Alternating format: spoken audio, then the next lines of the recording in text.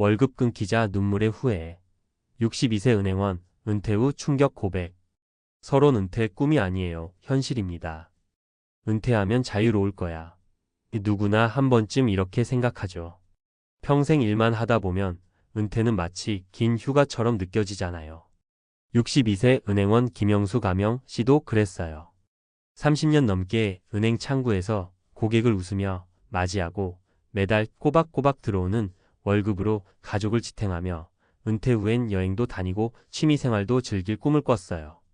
하지만 은퇴 첫 달 통장에 월급이 안 들어오자마자 그의 얼굴은 굳어졌죠. 내가 뭘 잘못한 걸까? 라는 후회가 밀려왔고 그제야 은퇴가 꿈이 아니라 냉혹한 현실이란 걸 깨달았어요. 김영수 씨의 이야기는 우리 모두에게 울림을 줍니다. 은퇴는 누구나 겪는 인생의 한 챕터지만 준비 없이는 후회로 가득한 시간이 될 수 있어요.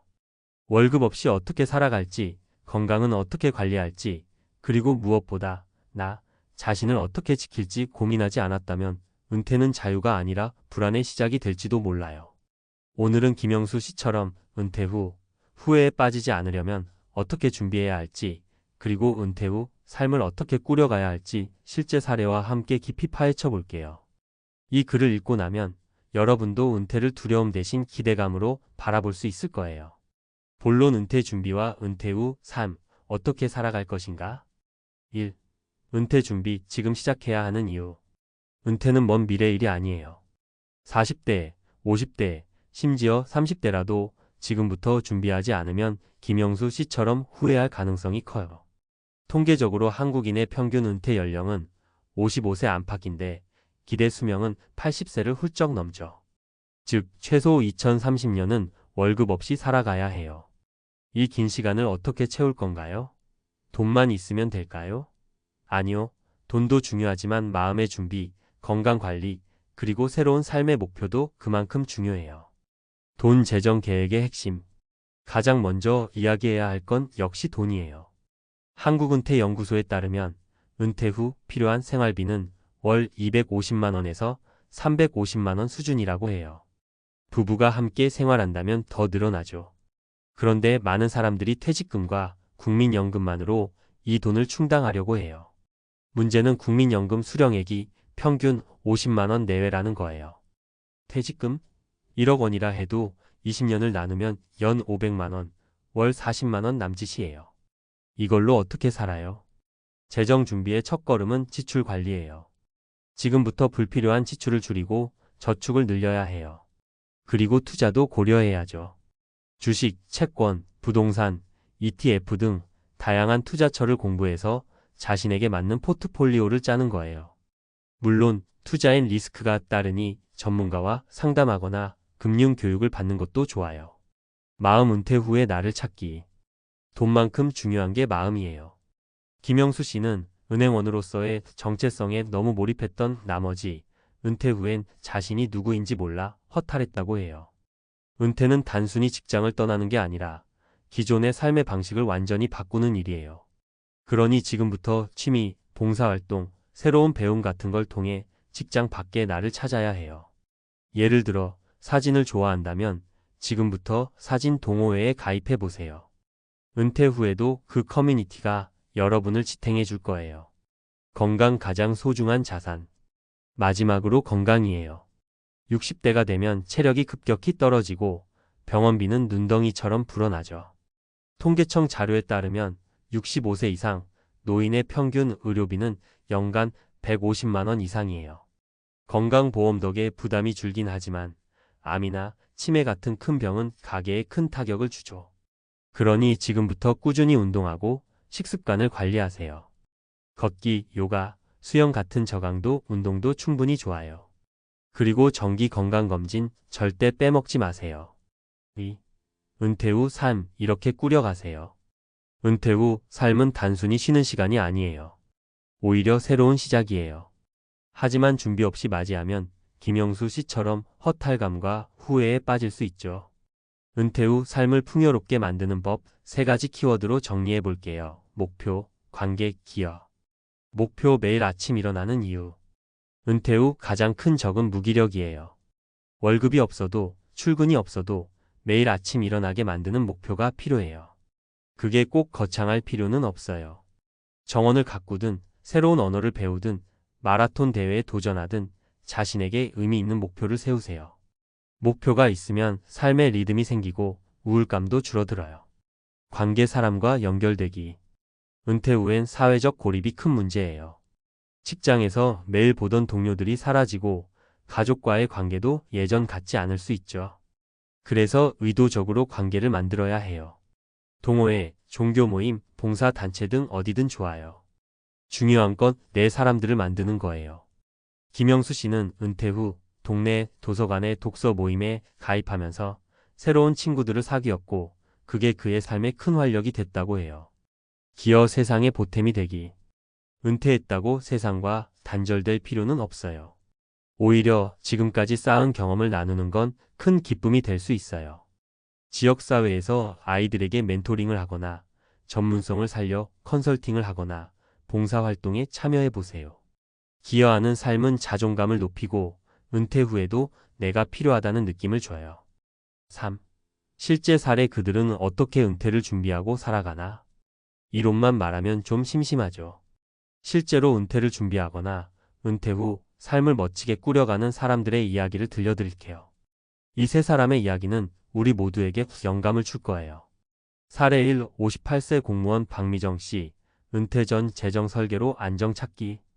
박미정 가명 씨는 30년 넘게 지방 공무원으로 일했어요.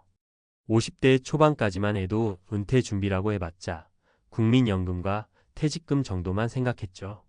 하지만 50대 중반 친구가 은퇴 후 생활비 때문에 고생하는 걸 보고 충격을 받았어요. 나도 저렇게 될 수 있겠구나 싶었죠. 그래서 박미정 씨는 재정 설계를 시작했어요. 먼저 매달 지출을 꼼꼼히 기록해서 불필요한 소비를 줄였어요. 예를 들어 외식비를 절반으로 줄이고 보험도 꼭 필요한 것만 남겼죠. 절약한 돈은 ETF와 채권에 나눠 투자했어요. 금융 전문가와 상담하며 리스크를 최소화한 포트폴리오를 짰고 5년 동안 꾸준히 투자해서 은퇴 시점에 2억 원 정도의 자산을 만들었어요. 은퇴 후 박미정 씨는 이 자산에서 나오는 수익과 국민연금을 합쳐 월 300만 원 정도의 생활비를 충당하고 있어요. 게다가 은퇴 전부터 취미로 시작한 도예를 본격적으로 배워 지금은 지역 마켓에서 도자기를 판매하며 소소한 수입도 올리고 있죠. 박미정 씨는 이렇게 말해요. 은퇴 준비는 돈만 모으는 게 아니에요. 내가 뭘 좋아하고 뭘 할 때 행복한지 아는 것도 중요해요. 사례 65세 전직 교사 이수연 씨. 커뮤니티로 극복한 고독. 이수연 가명 씨는 고등학교 국어 교사로 35년을 일하다 60세에 은퇴했어요.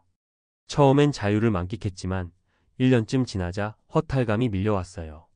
학생들, 동료들과의 연결이 끊기면서 외로움이 커졌죠. 내가 이렇게 고독한 사람이었다니라며 우울감에 빠졌다고 해요. 그러다 우연히 동네 커뮤니티 센터에서 열리는 시니어 글쓰기 모임에 가입했어요. 처음엔 그냥 시간이나 때우자는 마음이었지만 같은 또래의 사람들과 이야기를 나누고 자신의 경험을 글로 쓰면서 점점 삶의 활력이 생겼어요. 이수연 씨는 글쓰기 모임에서 만난 친구들과 정기적으로 등산도 다니고 지역 도서관에서 아이들에게 책 읽어주는 봉사도 시작했죠. 지금 이수연 씨는 이렇게 말해요. 은퇴 후엔 내가 먼저 사람들에게 손을 내밀어야 해요. 세상이 나를 찾아주지 않거든요. 하지만 한 발짝 내디디면 의외로 따뜻한 사람들이 많아요. 이수연 씨의 이야기는 은퇴 후 관계의 중요성을 잘 보여줘요. 사례 3. 60세 전직 엔지니어 최민호 씨. 새로운 목표로 제2의 인생. 최민호 가명 씨는 대기업 엔지니어로 30년 넘게 일하다 58세에 조기 퇴직했어요. 퇴직금이 꽤 있었지만 막상 월급이 끊기니 불안했죠. 게다가 매일 출근하던 리듬이 사라지면서 무기력해졌어요. 이제 뭐 하지? 라는 질문이 머릿속을 떠나지 않았죠. 그러다 최민호 씨는 은퇴 전부터 관심 있던 자전거 타기에 푹 빠졌어요. 처음엔 동네를 돌던 게 점점 장거리 라이딩으로 발전했죠. 60세가 되던 해엔 제주도 일주 자전거 여행을 완주했고 그 경험을 블로그에 올리기 시작했어요. 블로그가 입소문을 타면서 지금은 자전거 관련 소규모 강연도 하고 유튜브 채널도 운영 중이에요. 수입은 크지 않지만 최민호 씨는 목표가 생긴 게 가장 큰 선물이라고 해요. 매일 아침, 오늘은 뭘 찍고 뭘 쓸지 고민하는 게 이렇게 재밌을 수가 없어요. 최민호 씨의 이야기는 은퇴 후에도 새로운 목표를 세우는 게 얼마나 중요한지 보여줘요. 그의 유튜브 채널은 이제 지역 시니어들 사이에서 꽤 유명하다고 하네요. 4. 은퇴 후 삶을 위한 실천 가이드? 이제 구체적으로 은퇴 준비와 은퇴 후 삶을 위해 오늘부터 할 수 있는 일을 정리해 볼게요. 이건 단순한 체크리스트가 아니라 여러분의 미래를 바꿀 수 있는 첫걸음이에요. 재정 점검하기. 지금 매달 들어오고 나가는 돈을 정리하세요. 불필요한 지출을 줄이고 저축과 투자를 시작하세요. 금융 플래너와 상담하는 것도 추천해요. 취미 개발하기. 지금 좋아하는 게 있다면 그걸 깊이 파고들어 보세요. 없으면 새로운 걸 시도해 보고요. 요리, 등산, 악기 연주 뭐든 좋아요.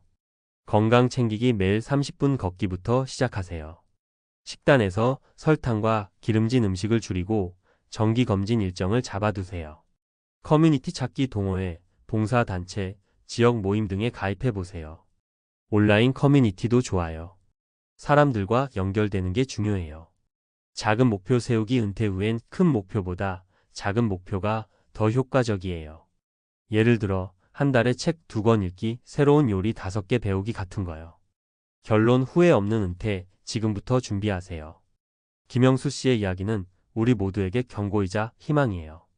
은퇴는 끝이 아니라 새로운 시작이에요. 하지만 그 시작이 후회로 얼룩지지 않으려면 지금부터 준비해야 해요. 돈, 마음, 건강, 관계, 목표, 이 모든 걸 하나씩 쌓아가다 보면 은퇴 후 삶이 두렵지 않고 오히려 기대될 거예요. 박미정 씨처럼 재정을 단단히 준비하고, 이수연 씨처럼 따뜻한 관계를 만들고, 최민호 씨처럼 새로운 목표를 찾아보세요. 여러분의 은퇴는 눈물의 후회가 아니라 웃음과 설렘으로 가득할 거예요. 자, 지금 당장 첫걸음을 떼볼까요?